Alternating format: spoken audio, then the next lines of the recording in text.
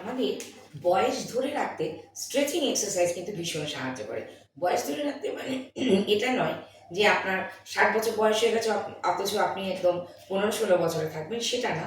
আমাদের শারীরিক সক্ষমতা, অর্থাৎ আপনার বয়স বাড়লেও আপনি অন্তত ৩০ বছর বয়সে যেরকমভাবে মুভমেন্ট করতে পারতেন, সেই অনুযায়ী অনেকটাই মুভমেন্ট আপনি করতে পারবেন।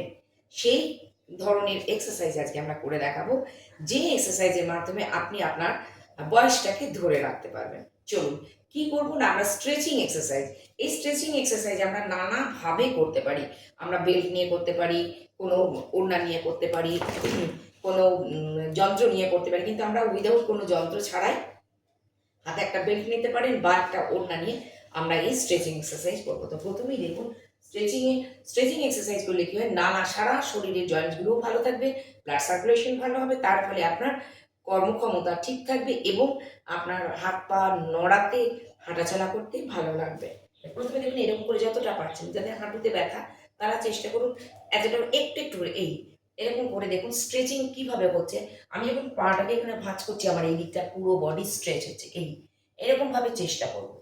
এই এক ধরনের স্ট্রেচিং করছি আমরা। এই এরকম করে দেখুন পুরো স্ট্রেচ করলাম, ফুল বডি এরকমভাবে আমরা পাটাকে এভাবে স্ট্রেচ করে নিলাম।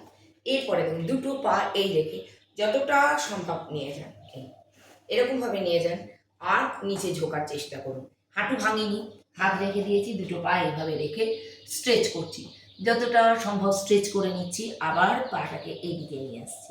একই রকমভাবে আমরা আগেরবার হাঁটুটাকে ভাঁজ করেছিলাম, এবার হাঁটুটা ভাঁজ না করে দেখুন দুটো পা যতটা পারছি পিছনে দিয়ে এইভাবে টান করে রাখুন। তাতে কি হচ্ছে, এই দিকে আমার এই নিচের এইখানটা, অর্থাৎ এই পায়ের তলাটা স্ট্রেচ হলো, এই পাটা সামনে এগিয়ে দিন, এরকমভাবে ধরে রাখুন, এরকমভাবে টেনে ধরে রাখুন, আবার আস্তে আস্তে ছেড়ে দিলেন। ঠিক উল্টো দিকে আবার এই পাটা পিছনে দিন, আর এই দিকে পাটাকে আপনি এই যে এরকম টান করে ধরে রাখুন। তাহলে এই পাটা স্ট্রেচ হলো, এই ধরনের স্ট্রেচ করলাম। এবারে আমরা কি করব, ওড়না দিয়ে স্ট্রেচিং কিভাবে করব। তো আপনি যে কোনো একটা ওড়না নিলেন, কাপড় নিলেন, বা আপনার ধারের কাছে যদি কোনো রাবার ব্যান্ড থাকে সেটা দিয়েও আপনি করতে পারেন।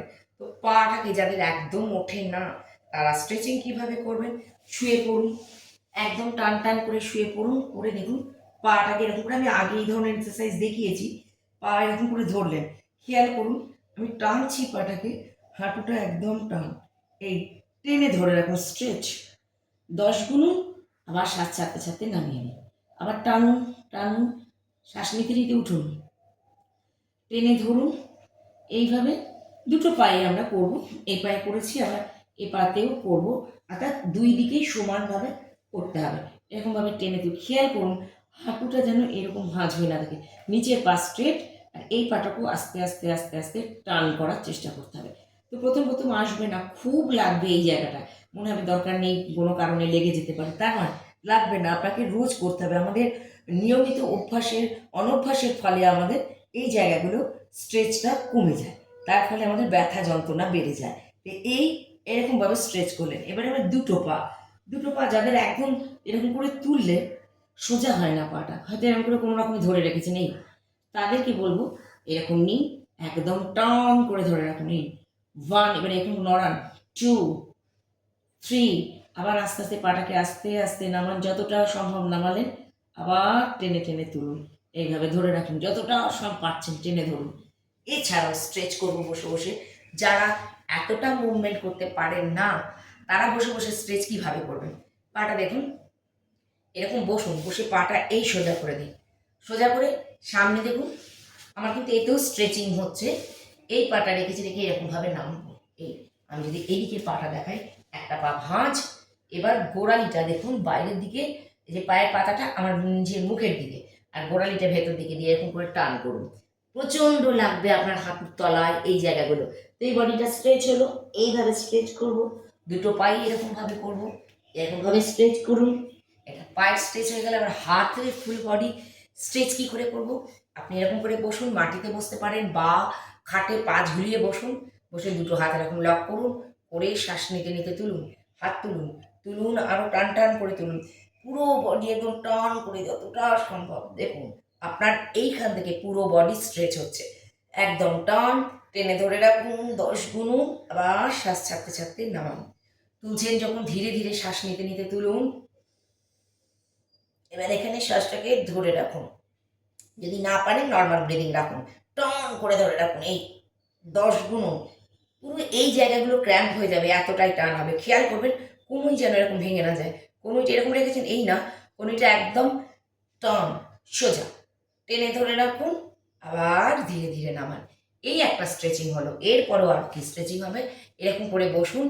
যদি খাটে পা ঝুলিয়ে বসেন তখন কি করবেন, একটা হাঁটুতে এরকমভাবে হাত দেবেন, দিয়ে এইভাবে ঝুঁকবেন। কিন্তু এইভাবে এমনি পা মেলে বসলে এরকমভাবে ঝোলা যাবে না। খাটে বসলে তাও একটু করতে পারবেন, কিন্তু বসায় যদি মাটিতে বসেন বা বিছানায় পা এরকম করে বসতে পারেন, তাহলে চেষ্টা করবেন যে হাঁটুটা রয়েছে ঠিক উল্টো দিকে হাত দিয়ে ধরুন, হাঁটুটাকে কানের পাশে হাত রাখুন, রেখে এরকমভাবে টানুন ফুল একদম। দেখুন আপনার এই দিক থেকে স্ট্রেচ হবে, শ্বাস ছাড়তে ছাড়তে নামুন, শ্বাস নিতে নিতে উঠুন। আবার এই দিকে দেখুন, শ্বাস ছাড়তে ছাড়তে নামুন, শ্বাস নিতে নিতে উঠুন। এটাও একটা স্ট্রেচিং হয়ে গেল। এরপরে লাস্ট দেখুন আর একটা স্ট্রেচিং দেখাই।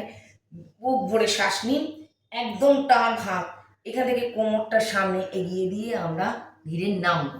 সেই নামাটা আমরা কিভাবে নামবো দেখুন, এই রেখেছি, বডি স্ট্রেট, একদম বুক ভরে শ্বাস নেব, কোমর সোজা, পিঠ তুলে দিচ্ছি। এবার ধীরে ধীরে শ্বাস ছাড়তে ছাড়তে নামছি। নামুন, ধীরে ধীরে নামুন। এই মুখ ঠেকাতে হবে না, কিন্তু পুরো বডি টান করে হাত এরকম নয়, হাত টান ধরে রাখুন। তখন দেখুন এই দিক থেকে পুরো মেরুদণ্ডে পুরোটা একদম স্ট্রেচ হচ্ছে।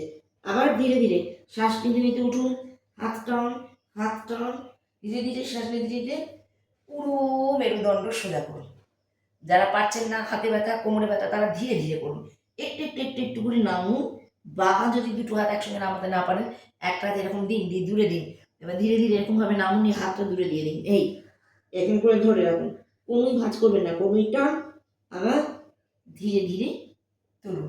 তো এইভাবে যদি আমরা স্ট্রেচিংগুলো করতে পারি, তাহলে কিন্তু সত্যি সত্যি আমাদের বয়সটাকে ধরে রাখতে পারবো। আবারও বলছি, বয়স ধরে রাখা মানে এমন নয় যে আপনার 60 বছর বয়স আর কোনোদিন হবে না, 70 বছর বয়স কোনোদিন হবে না, তা আমি বলতে চাইনি।